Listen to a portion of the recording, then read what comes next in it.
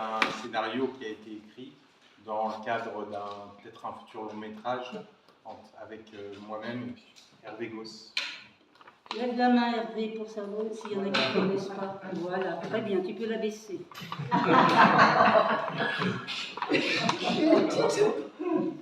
Joseph Ier a une tête, un torse, deux bras et deux jambes métalliques avec des parties en plastique au niveau du bassin et des genoux.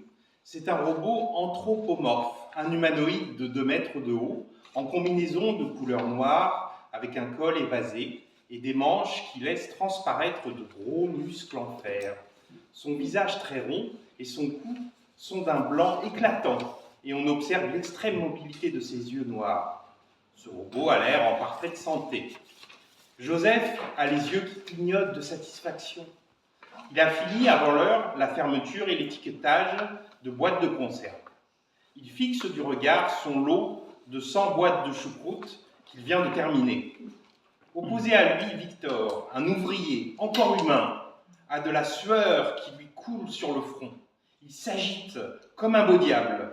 Il lui reste une trentaine de boîtes à finir, peut-être plus. Joseph Ier, peut-être pour encourager son collègue senior, vient se placer derrière lui. Il tend ses bras métalliques et les pose sur les épaules de l'ouvrier. Victor croit que le robot veut l'enlever de sa position de travail. Son sang ne fait qu'un tour. Il frappe à grands coups de poing son collègue qui a l'épaule cabossée.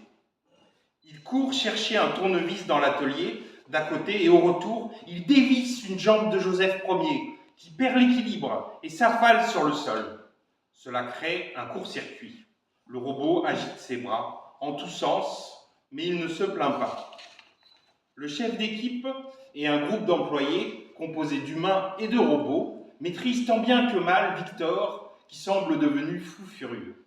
Il est aussitôt amené chez le psychologue de l'entreprise.